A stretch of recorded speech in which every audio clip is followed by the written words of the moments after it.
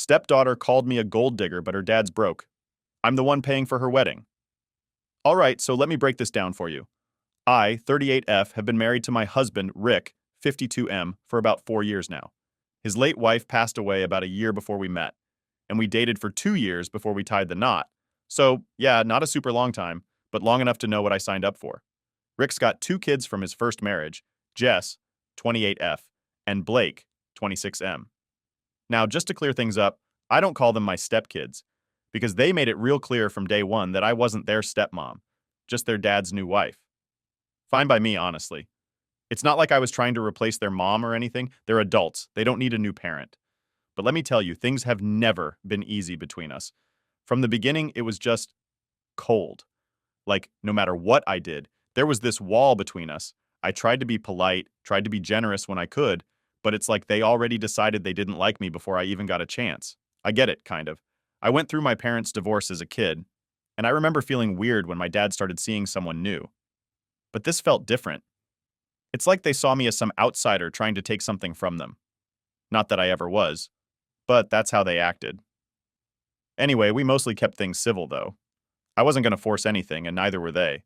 We all just kind of existed in this weird space where we acknowledged each other, but never really bonded. It was like living with roommates who didn't really talk to you, but you had to pretend everything was fine for the sake of the person in the middle, Rick. So fast forward a bit, and Jess gets engaged. Rick and I were excited for her, or at least I was trying to be. It's kind of hard to be genuinely pumped for someone who clearly doesn't like you, but I was doing my best. I figured this might be a chance for all of us to get a little closer. Maybe, I don't know, find some common ground in all the wedding stuff. I was wrong. So wrong. A few weeks after Jess's engagement, she and Blake came over to our house. Nothing fancy, just a casual visit. We're all sitting in the living room chatting about our wedding plans, and then it happens. The money talk. It always happens, doesn't it? Rick had been pretty quiet during most of the conversation, but when Jess asked about what he could contribute, he perked up a bit. He told her that he could put in about $10,000 towards the wedding. Now, to me, that sounded pretty damn generous, considering everything. But Jess's face? Oh man, it was like someone had told her she was getting socks for Christmas. Total disappointment. She didn't say anything right away, but you could see the gears turning in her head. I didn't say anything either, because, well, I didn't want to make things worse. Blake just sat there like a statue, not getting involved as usual. Classic Blake. Jess finally spoke up, asking, "Is that it? I was hoping for a bit more." Rick kind of looked uncomfortable, but he stayed calm and explained, "Jess, I'd love to give you more, but that's what I can manage right now." I should probably explain why $10K is already more than enough. See, before Rick's wife passed, they went through hell with medical bills. Cancer treatments, hospital stays, and everything else drained every penny they had. Rick had to cash out his retirement, sell some investments, and even take out a second mortgage on his house just to cover it all. He basically sacrificed his entire financial future to take care of his wife in her final years, and after she passed, it left him in a tough spot. Not to mention, he quit his higher-paying job for something that gave him more flexibility. But it didn't pay nearly as much. So that $10K? Yeah, that's a pretty big deal. Anyway, after Rick explains himself, Jess doesn't look any happier. She presses him a bit more, but he stands firm. $10K is what he can give, and that's it. She sighs, clearly not happy. And then Rick says he's going to run out for a bit to grab something from the store. So it's just me, Jess, and Blake sitting in awkward silence. That's when Jess turns to me and says, "So, are you going to pitch in any more for the wedding? I mean, you're married to my dad now, right?" The way she said it, I can't even explain it. It wasn't just a question. It was like she was daring me to say no. Like she already had some nasty assumption about me and was waiting for confirmation. I didn't want to get into a whole thing with her, so I just told her, "Rick and I talked about it, and $10K is what we agreed on. That's what we can give together." Jess rolled her eyes and said, "I should have known. You're just here for what he has, not what you can give." I can't even begin to describe how pissed off that made me. Like, seriously? I've been putting up with her coldness for years, and now she has the nerve to accuse me of marrying her dad for money? I don't know what came over me, but I snapped. "Excuse me?" I said, trying not to raise my voice. "Who do you think has been paying off that second mortgage your dad took out? Who do you think is keeping this house afloat?" She looked confused for a second, but I wasn't done. "Your dad lost most of his savings taking care of your mom, and ever since we got married, I've been covering 70% of the bills. So no, I'm not a gold digger. I make more than your dad, and I've been the one helping him get back on his feet. Jess didn't even know what to say. She just kind of stared at me, probably trying to figure out if I was serious. Then, without another word, she stands up, calls me stuck up, and storms out of the house. Blake, like usual, stayed quiet, then awkwardly followed her out, not saying a single word. And that was that.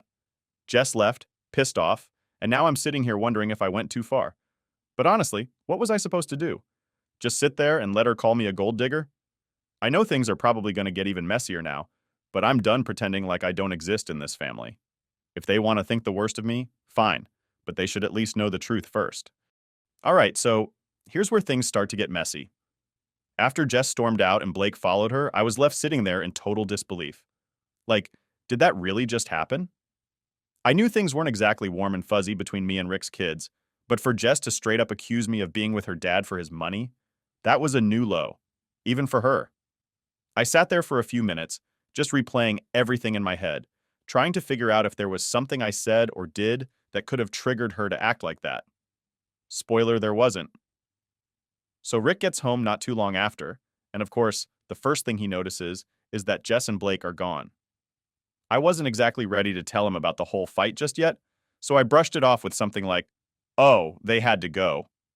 Rick didn't really push for details, which I was thankful for at that moment because I wasn't ready to get into it right away, but I knew I couldn't keep it from him forever. The next day, I get a text from Jess. It was one of those passive-aggressive, "I need to talk to my dad without you around" type messages, and honestly, it took everything in me not to respond with some smart comment. Instead, I told Rick that Jess wanted to talk to him, and he, being the good dad that he is, said he'd reach out and see what's going on. Later that evening, Rick gives her a call, and I'm just sitting in the other room pretending not to listen while also absolutely listening to every word. I couldn't hear what Jess was saying on her end, but from Rick's responses, I could tell she was definitely twisting the story. At one point, Rick says, "She said what?" And I could feel my stomach drop. Jess had clearly taken what I said about me helping out financially and twisted it into some wild accusation about me blaming her mom's illness for her not getting a better wedding budget. I'm not even exaggerating when I say that I felt like my head was about to explode from frustration. Rick hung up the phone, and I knew I had to come clean about the fight before Jess's version of events took over. So I sit him down and walk him through exactly what happened, how Jess accused me of being a gold digger, how I lost my temper and told her the truth about who's really been paying the bills, and how she stormed out after calling me stuck up. To my surprise, Rick wasn't mad. Well, not at me at least. He was pissed at Jess for what she said and how she handled the whole thing, but I could tell he was also uncomfortable with the fact that I had shared details about his financial situation with his kids. And I get it, I really do. I probably shouldn't have said anything in the heat of the moment, but what was I supposed to do? Just let her keep throwing those nasty accusations at me? Rick, being the calm and level-headed guy he is, said he'd talked to Jess and Blake, but he also gently told me that he didn't want his kids knowing all the details about his finances. He's always been pretty private about money, and I can respect that. But at the same time, I felt like they needed to know the truth, especially if they were going to sit there and act like I'm just mooching off their dad. Anyway, a few days go by, and I don't hear anything from Jess or Blake. It was kind of a relief, to be honest. The tension in the house had been sky high since the whole argument, and I was just trying to get back to some sense of normalcy. Rick and I went about our routine and things were fine between us, but I could tell he was still bothered by the situation with his kids. He wasn't saying much about it, but I could see it weighing on him. And of course, I felt guilty for putting him in that position, even though I knew I was only defending myself. Then, one afternoon, Rick gets another call from Jess. This time, she doesn't even wait for him to reach out first. She just calls out of nowhere. Again, I'm sitting in the other room, pretending not to listen while very much listening. And once again, I hear Rick saying stuff like, "That's not what she said," and "You need to stop twisting things." After the call, Rick came to me, clearly frustrated. Apparently, Jess had convinced herself that I somehow blamed her mom's illness for the fact that her wedding budget wasn't bigger. It's like she took one part of what I said, about how Rick had drained his savings during her mom's illness, and twisted it into me saying her mom's death was the reason for everything. I mean, who even thinks like that? Rick assured me that he told Jess she was overreacting and that I didn't say anything like that, but he also asked me to be a little more careful with what I say around his kids. He wasn't mad at me, but I could tell he didn't want things to escalate any further. At this point, I was just done. Done with the drama, done with the accusations, and done with trying to make things right with Jess and Blake. If they were going to keep coming at me like this, then I didn't see the point in bending over backward to make them like me. I wasn't the enemy here. I'd been nothing but supportive of Rick, and they were acting like I was some kind of villain in their story. It was exhausting. But of course, things didn't end there. They never do, right? A few days later, Rick comes to me and says that Jess is still upset and that she's now telling people I'm trying to take over the family finances. I swear, it was like every time we thought we were done with this mess, something new would pop up. I wasn't even sure how to react at this point. I mean, how do you respond when someone's just determined to see you as the bad guy, no matter what you do? Rick, to his credit, defended me again. He told Jess that I wasn't trying to take over anything and that I'd actually been the one helping him rebuild after everything that happened. But I could tell it was starting to wear on him too. No one wants to be stuck in the middle between their wife and their kids, and I felt bad for Rick, but I also didn't know what else to do. At this point, it felt like a lose-lose situation. I wasn't about to back down and let Jess continue thinking I was some gold digger, but I also didn't want to keep putting Rick in this uncomfortable spot. It was like no matter what I did, things were only going to get worse. So yeah, that's where we were. Me, stuck in this weird battle with my husband's kids, trying to navigate this mess without making things worse for Rick.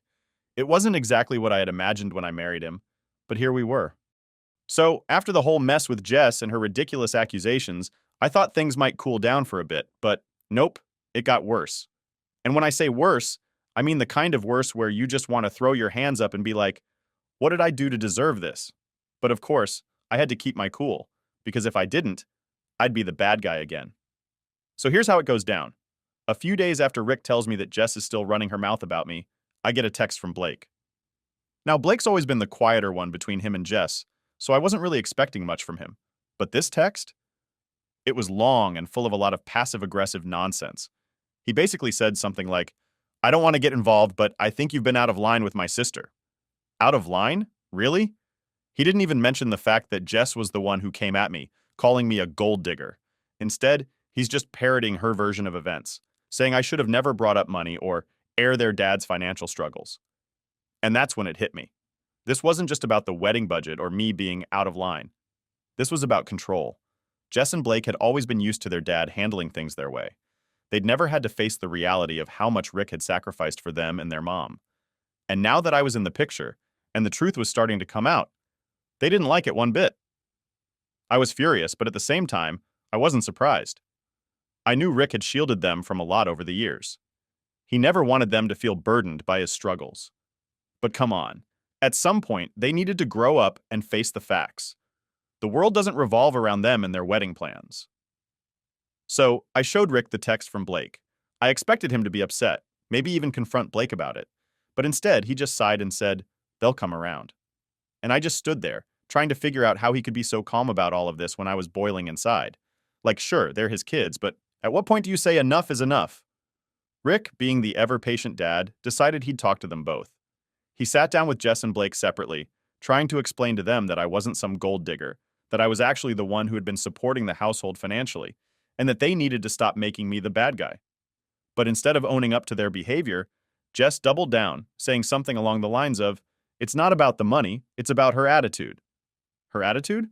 Right, because the only thing I ever did wrong was stand up for myself when she insulted me. Blake wasn't any better. He said he didn't want to take sides, but it was clear whose side he was already on. He didn't care about the truth. He just wanted everything to go back to the way it was before I came into the picture. You know, where they had their dad all to themselves and no one was calling them out on their selfishness. After Rick's attempts to smooth things over failed miserably, I decided I was done playing nice. I wasn't going to let them keep dragging my name through the mud without defending myself. So the next time Jess came over, which was, by the way, to talk more about her wedding budget, I sat her down for a real conversation. Look, I said, keeping my voice as calm as I could manage, I'm not here to fight with you, but you need to understand something. Your dad gave you $10K because that's what he can afford. He's not some secret millionaire hiding piles of cash. He's been working his butt off to rebuild after everything that happened with your mom. She just crossed her arms and looked at me like I was speaking another language. I don't care about the money, she said. I care about how you're treating my dad. That was it.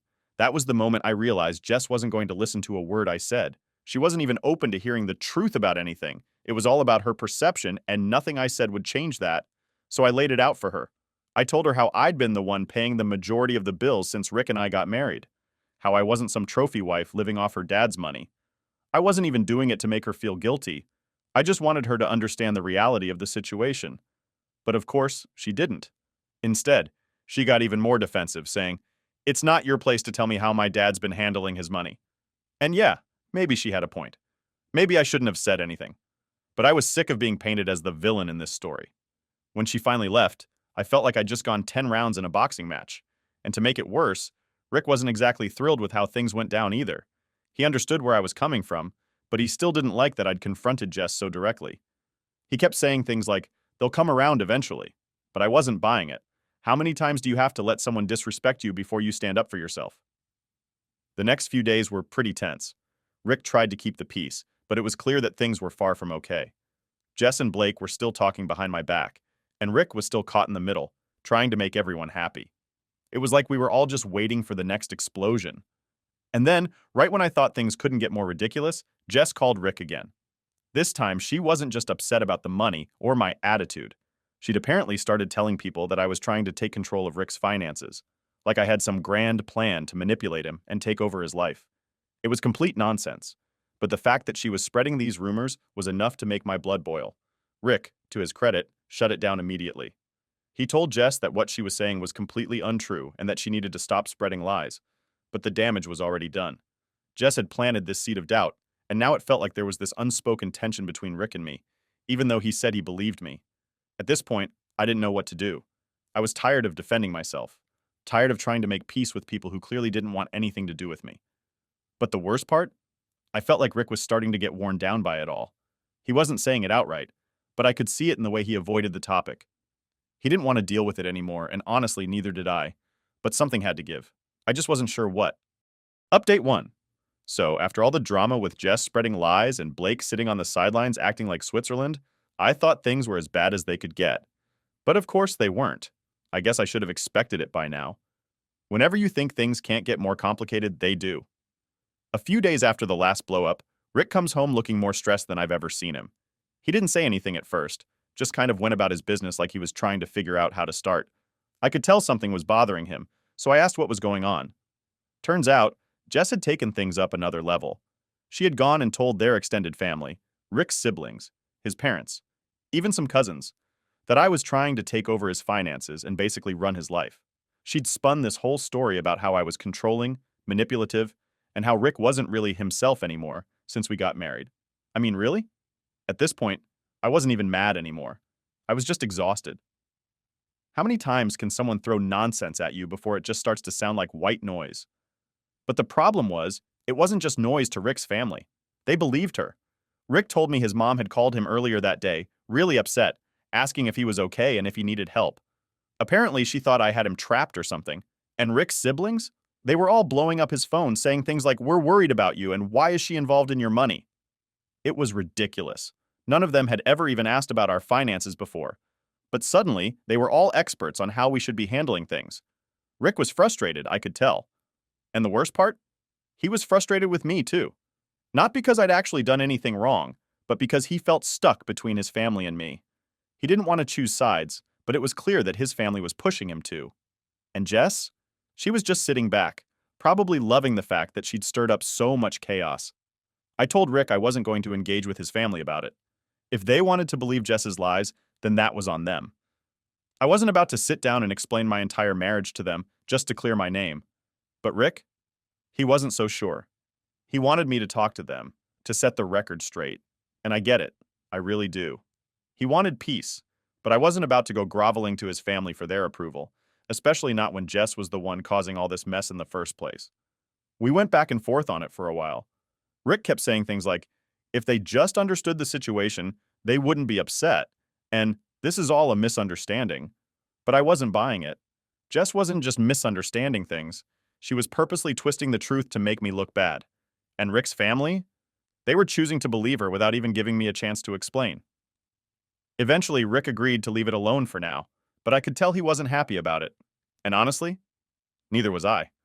It felt like this big cloud hanging over us, just waiting to burst open at the worst possible moment.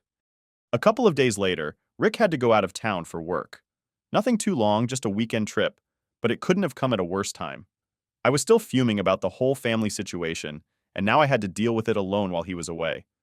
But whatever, I figured I'd just lay low and hope the weekend passed without any more drama. Of course, that didn't happen. The day Rick left, Jess showed up at the house. I didn't even know she was coming. One minute, I'm minding my own business, and the next, there she is, knocking on the door like she's here for some friendly chat. I opened the door, and she just walked right in like she owned the place. No hello? No nothing. She wasted no time either. The second she sat down, she went right into it. "We need to talk about my dad," she said, like she was about to drop some life-altering news. I just sat there, staring at her, waiting to see what new nonsense she was about to throw at me. She started going on about how Rick had never been the same since we got married, how he used to be more involved in the family before I came along, and how now everything was about me and my needs. And then she dropped the real kicker. "I think you need to step back and let him reconnect with his family." I couldn't believe what I was hearing. Step back? From what? From my own marriage? It was like she thought I was some kind of invader in her dad's life. And if I just disappeared, everything would magically go back to the way it was before. I didn't lose my temper this time, though. I stayed calm, because I knew that's exactly what she wanted, for me to blow up and give her more ammunition. Instead, I told her, "Look, I'm not going anywhere. Your dad and I are married and we're a team. If you don't like that, that's your problem, not mine." She didn't like that. At all. Jess stood up and gave me this look like she was about to say something else, but instead she just turned and walked out of the house without another word. And honestly, I was glad she left, because I was about 5 seconds away from losing it. When Rick came back from his trip, I told him what had happened, and he just sighed like he was completely worn down by the whole thing. He didn't even seem surprised anymore, just tired. And to be fair, so was I. At this point, I didn't know what to do. I'd tried everything to keep the peace, to be civil, to give Jess and Blake the space they needed to adjust to our marriage. But it didn't matter. No matter what I did, they were always going to see me as the bad guy. Rick and I had a long talk that night, and I told him how frustrated I was with the whole situation. I wasn't asking him to pick sides, but I needed him to back me up more. I couldn't keep fighting this battle on my own while he stayed neutral. It wasn't fair to either of us, and to his credit, Rick agreed. He told me he was going to have another conversation with Jess, and this time, he wasn't going to hold back. He was going to make it clear that this behavior had to stop, or there were going to be consequences. I didn't know if it would work, but at least it was a start. At least Rick was finally seeing things from my side. Update 2. After that conversation with Rick, I thought things might actually start to change. I really did. I figured maybe, just maybe, he'd talk to Jess, lay down some boundaries, and we could finally get some peace. But of course, things didn't go the way I hoped. They never do they? A couple of days later, Rick sat down with Jess to have the talk. He'd told me he was going to be firm, that he wasn't going to let her walk all over us anymore. And honestly, I believed him. Rick's a good guy, but I knew this whole situation was wearing him down. He'd always tried to stay neutral, but at some point, you've got to take a stand, right? Well, after their talk, Rick came home and told me that things had gone okay, and I'll admit I wasn't exactly thrilled with the word okay. When I pressed him for more details, he just said Jess seemed to understand that she needed to back off, but she didn't really apologize for anything. I could tell he didn't want to get into it too much, so I let it go, for the moment at least. I figured we'd see how things played out. A week passed, and there was no word from Jess or Blake. I wasn't sure if that was a good thing or a bad thing, but honestly, the silence was nice for once. It felt like we were finally getting some breathing room. Rick and I even started to have some normal conversations again, without everything being about the kids and their drama. I started to think maybe this was the calm after the storm. But then, Jess called. Now, when I saw her name pop up on Rick's phone, I had that sinking feeling in my stomach like, here we go again. Rick answered, and I could hear Jess's voice on the other end, even though I wasn't trying to eavesdrop. Okay, maybe I was a little. She wasn't yelling or anything, but the tone, it wasn't friendly. Rick kept saying things like, "We already talked about this," and "I thought we were past that." So I knew right away that this wasn't going to be a good conversation. I walked out of the room to give him some space, but I could feel the tension building. When he finally hung up, I asked him what happened, and the look on his face said it all. Apparently, Jess had decided that our last conversation wasn't enough for her. She told Rick that she still felt uncomfortable with me being involved in his finances, and that she wanted to have a meeting with both of us, like a formal sit-down, to discuss it. A meeting? I mean, are we running a business here, or are we just trying to live our lives? Rick looked exhausted, and honestly, so was I. I didn't want to have some kind of intervention with Jess where she'd just twist everything I said and make me out to be the bad guy again. But Rick, being Rick, thought maybe this could be a way to clear the air once and for all. He thought if we could all sit down and talk it out like adults, maybe things would finally get better. I wasn't convinced, but I agreed. What else was I going to do? It's not like we could avoid her forever. So, we set up a time to meet at a neutral place, some diner where Rick and I used to go on weekends. I guess the idea was that it wouldn't feel so confrontational if we weren't sitting in our house with all the baggage that comes with it. The day of the meeting rolls around, and I'm dreading it. Rick and I get there first, and I can tell he's nervous too. He's tapping his foot under the table, and every time the door opens, he glances over to see if it's Jess. I'm just sitting there, trying to mentally prepare for what I know is going to be a train wreck. Jess finally shows up, and to her credit, she's calm. No yelling, no accusations. At least not right away. She sits down, and we all order coffee like we're about to have some normal, pleasant conversation. But the second the waitress leaves, Jess dives right into it. I'm still not comfortable with the way things are, she says, not even bothering with any kind of small talk. I don't understand why you're letting her, she gestured at me, have control over everything. I wasn't going to let that slide, so I jumped in. I don't have control over everything, Jess. Your dad and I make decisions together. As a married couple, that's how it works. But she wasn't hearing it. It just feels like you've taken over his life. He used to be so independent, and now it's like he's different. The way she said different made it sound like I'd somehow brainwashed Rick into doing whatever I wanted, which honestly was insane. Rick tried to step in and defend me, but Jess wasn't listening. She kept going on about how things were better before I came into the picture, how Rick was more involved with the family, how she just wanted things to go back to how they were. And that's when it hit me. This wasn't about money. This wasn't about control or finances or any of the stuff she'd been saying. Jess just didn't want me in the picture at all. I sat there trying to stay calm while she unloaded all this on us, but it was getting harder and harder. She wasn't just upset about how things were now. She was blaming me for everything that had changed since her mom passed. She wanted the old version of her dad back, the one who was struggling but still theirs, not the version who had moved on and built a new life with me. I tried to explain that I wasn't trying to replace anyone, that I loved Rick and just wanted to support him. But Jess wasn't having it. She kept pushing, and at one point she even said, "Maybe you should take a step back and let Dad figure things out on his own for a while." That was it. That was my breaking point. "I'm not stepping back from my marriage, Jess," I said, my voice steady but firm. "Your dad and I are partners. I'm not going anywhere, and I'm not going to let you keep treating me like an outsider just because you don't like that he's moved on." Rick looked at me, then at Jess, and I could see he was torn. But he didn't say anything. He just sat there, letting the silence hang between us. Jess finally stood up, grabbed her bag, and said, "Well, I guess we're done here then." And just like that, she walked out. Rick and I sat there in silence for a few minutes, both of us processing what had just happened. It wasn't the resolution he'd been hoping for, but at least it was clear where we all stood. On the way home, Rick finally broke the silence. "I'm sorry," he said, his voice quiet. "I didn't realize how much this was hurting you." I didn't know what to say, so I just nodded. We both knew things were far from over, but at least for now, the lines had been drawn, and I was done backing down.